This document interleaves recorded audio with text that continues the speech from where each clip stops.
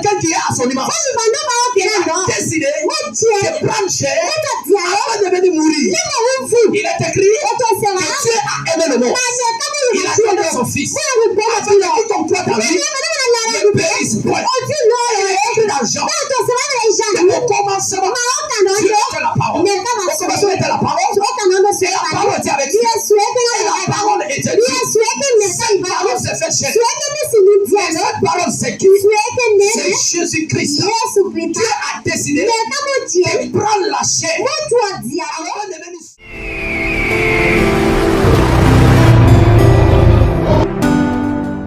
L'œuvre de Jésus-Christ. Et ces hommes qui avaient la connaissance de Jésus-Christ, jusque là on parle d'eux. Il y a des générations qui sont passées, qui ont parlé des apôtres, qui ont parlé des œuvres des apôtres. Et même dans la Bible, il y a un livre qui se trouve là-bas, uniquement basé sur les œuvres.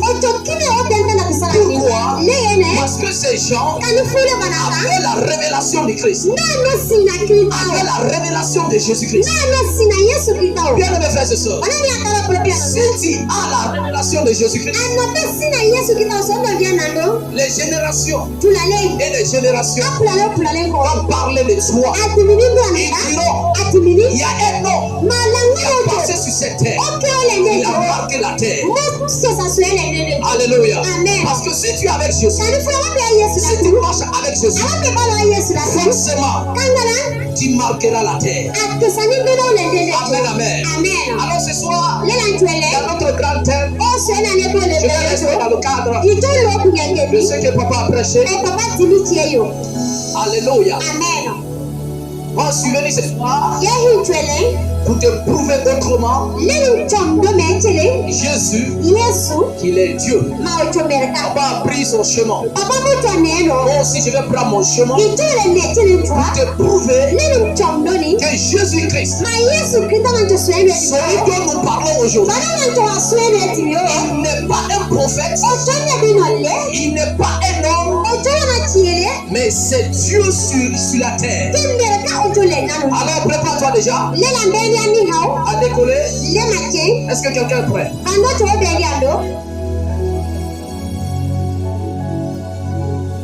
Il dit, est-ce que quelqu'un est prêt? On va exagérer encore ce soir.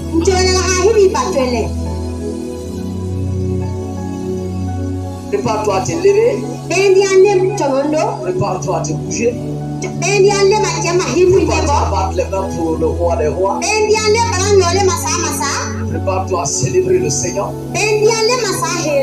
Alors mon sous-thème dans le grand thème,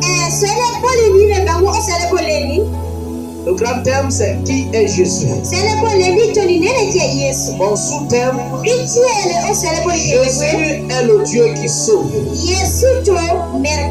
Entre parenthèses, il est ton sauveur. Jésus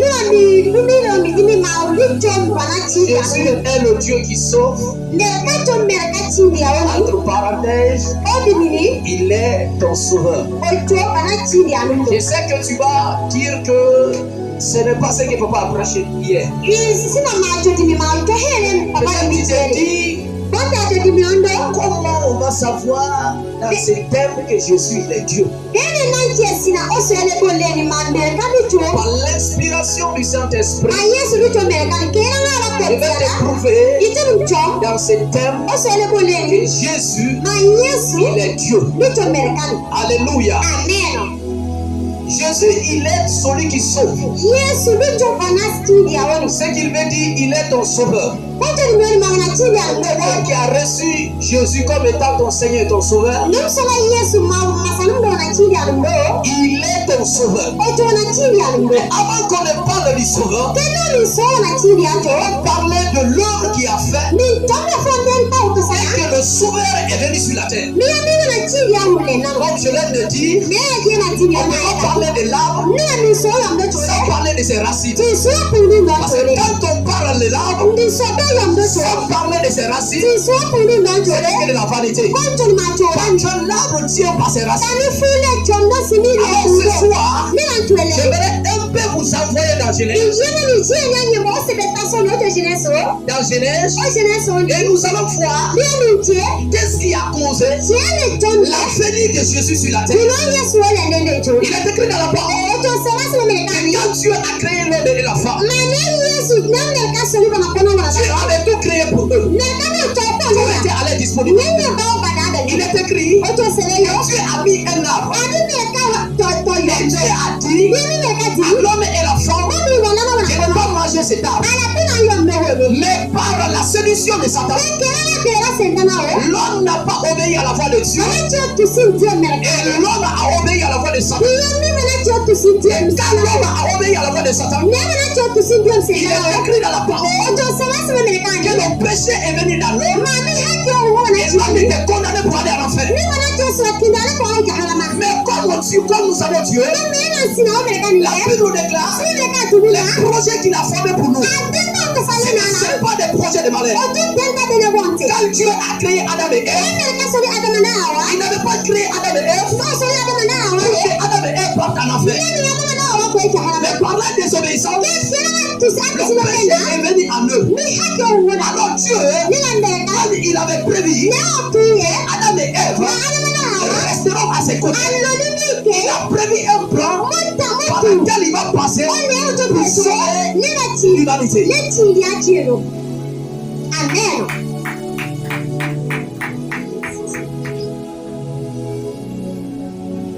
Dieu a raisonné de sauver l'homme. Malgré que l'homme lui a désobéi. Et la Bible déclare que tout est péché. Ils sont privés de la gloire de Dieu. L'homme était privé de la gloire de Dieu. Et Dieu voulait partager sa gloire avec l'homme. Avec les anges. C'est pour ça que Dieu a décidé d'envoyer quelqu'un pour que l'homme soit sauvé. Mais d'abord, je voudrais vous dire une chose. Il est écrit dans la parole que quand Dieu a créé l'homme et la femme, il les a créés à son image et à sa ressemblance. Alors quand l'homme a péché, Dieu a regardé sur la terre, Dieu a regardé dans les cieux, les anges n'étaient pas semblables à Dieu. Alors pour que l'homme soit sauvé, il faut que quelqu'un qui soit semblable à Dieu. Alors pour ces hommes, il était semblable à lui. Alors Dieu a décidé de prendre chair. Parce que l'homme était à son image. Et pour sauver l'homme, il faut que quelqu'un qui est à son image. Il a décidé de prendre chair avant de venir mourir. Il est écrit que Dieu a aimé le monde.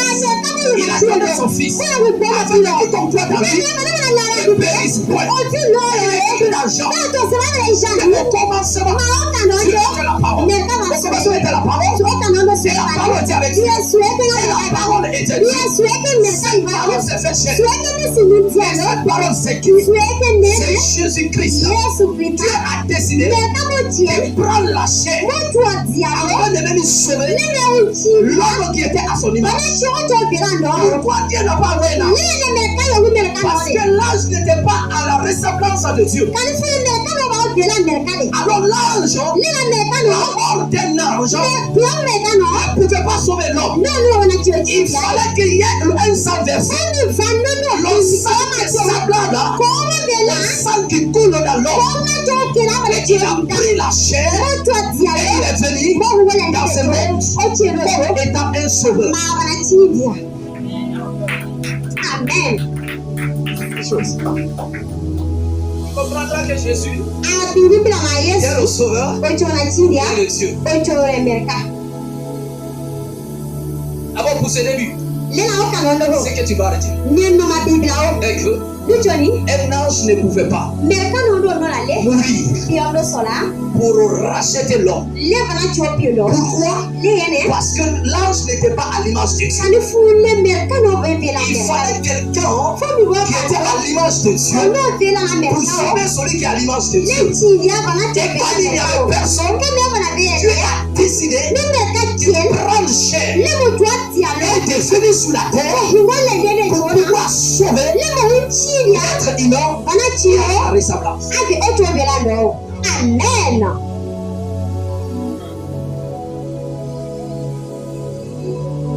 Si Dieu a pris la chair, il est venu sur la terre. Pourquoi faire? C'est pour sauver. Et c'est que tu vas dire que tu comprends pas. Seulement ta ceinture. Selon moi, c'est que l'Ancien Testament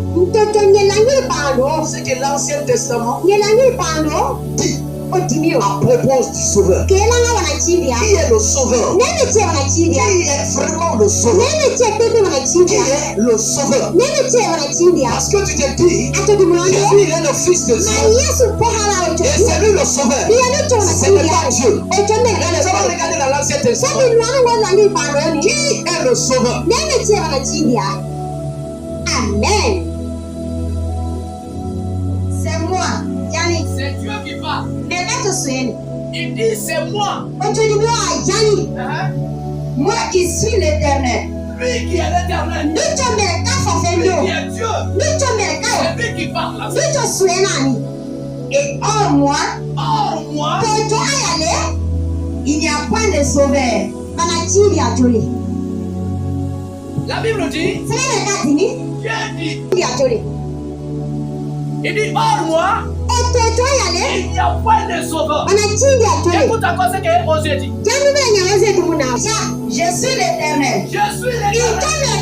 Ton Dieu. Ton Dieu. Dans le pays d'Égypte. Dans le pays d'Égypte. Dans le pays d'Égypte. Tu ne connais d'autre Dieu que moi. Tu ne connais d'autre Dieu que moi. Et il n'y a de sauveur que moi. Il dit quoi? Il n'y a de sauveur que moi. Il y a des sauveurs que Dieu. Lui, il est le seul et véritable sauveur. C'est pas comprendre. C'est Dieu qui parle dans l'Ancien Testament. Comme dit papa hier, l'Ancien Testament et le Nouveau Testament, c'est l'accomplissement. L'Ancien Testament, c'est l'accomplissement du Nouveau Testament. Alléluia. C'est le Nouveau Testament qui accomplit l'Ancien Testament. Alors nous sommes d'abord dans l'Ancien Testament. Et dans l'Ancien Testament, qui est le sauveur? Qui est le sauveur?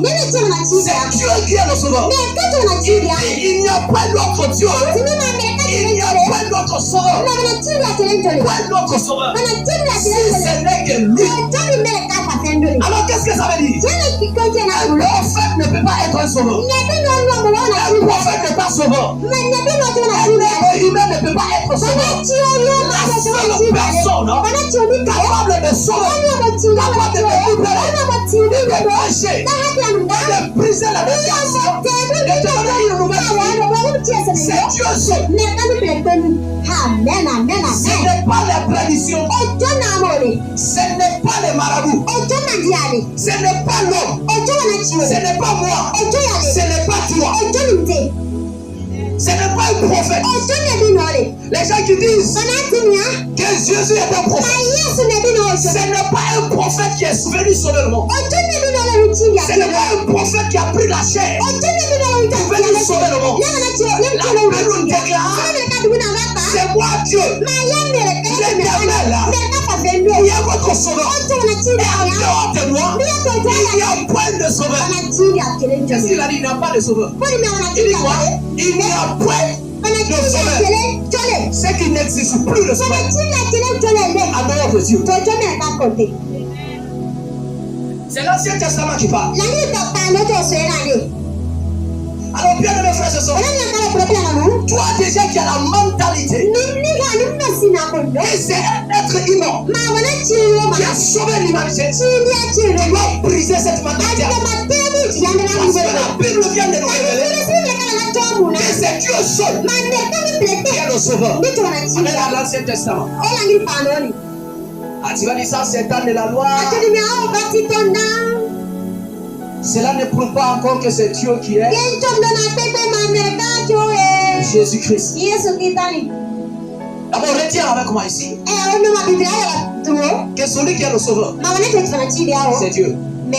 C'est Dieu qui sauve. C'est Dieu qui t'a sauvé. Ce n'est pas un être humain. Ce n'est pas un être humain qui est mort sur la croix pour toi. Alléluia. Parce que l'être humain n'est pas à ta ressemblance, n'est pas à ton image. Il est à l'image de Dieu.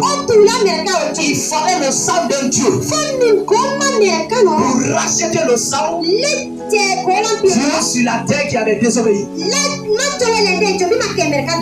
Alors Dieu a décidé de venir. Nous allons aller dans le Nouveau Testament. Amen. Tu vas comprendre.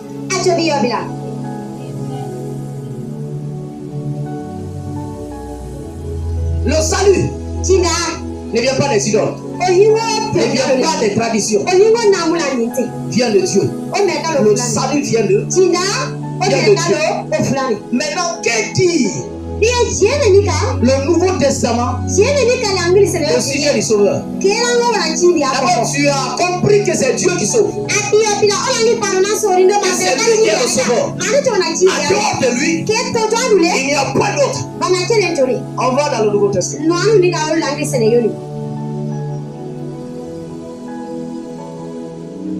Luc chapitre 2, le verset 11. Dites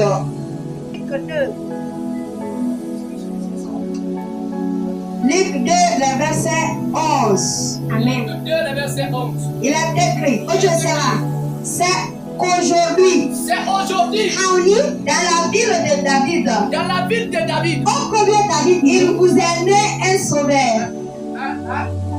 David né. Il vous est né un sauveur.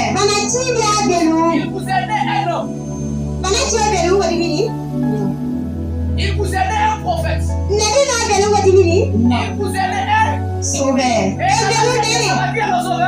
Et qui est le sauveur? L'Ancien Testament dit quoi? Qui est le sauveur? Et dans le Nouveau Testament dit quoi? Aujourd'hui, dans la vie de quoi? De David. Et dans la vie de David, qui vous est né?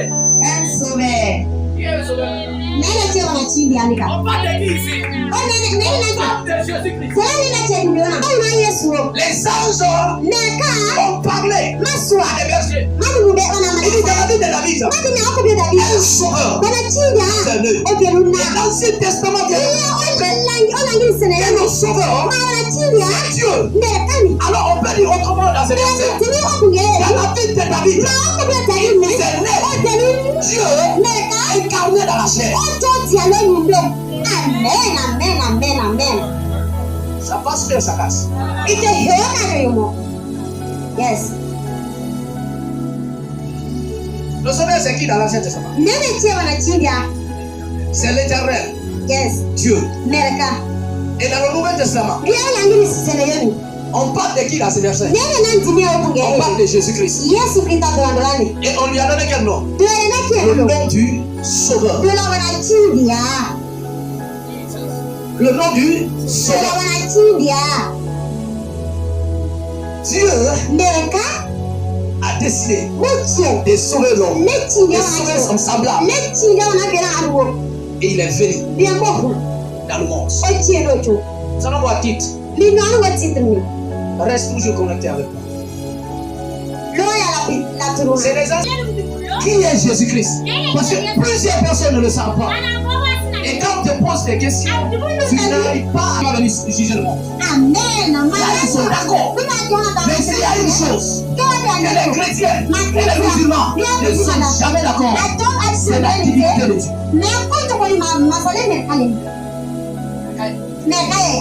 Et ils ne croient pas que Jésus il est Dieu. Et nous on croit que Jésus est Dieu. Quelqu'un musulman t'a parlé, quelqu'un t'a parlé que Jésus est un prophète. Il y a certains qui disent que Jésus Jésus est un ange supérieur. Ce n'est pas la philosophie qui compte. Paul dit, je ne suis pas venu vous prêcher par la philosophie. C'est par la révélation. La parole de Dieu, ce n'est pas la connaissance seulement qui transforme. La connaissance instruit. La connaissance des renseigne. C'est la révélation qui transforme. Alors si tu as la connaissance, si tu as la connaissance seulement de la parole, tu ne peux pas être transformé. Tu seras théorique. C'est dans la profondeur. Il y a la connaissance. Tu te dis quoi? La bienheureuse espérance et la manifestation de la gloire du grand Dieu, et de notre Sauveur Jésus-Christ.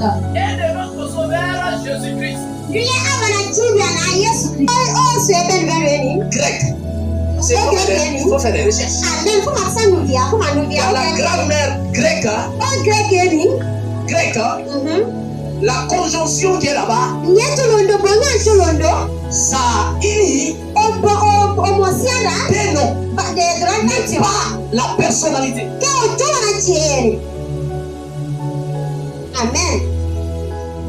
C'est comme si moi, Augustin, Géograce, ton nom. Amen. Augustin, Géograce, ton nom. On pouvait lire autrement comme ça. Alléluia. Amen. Comme Jésus-Christ. La manifestation du grand Dieu est de notre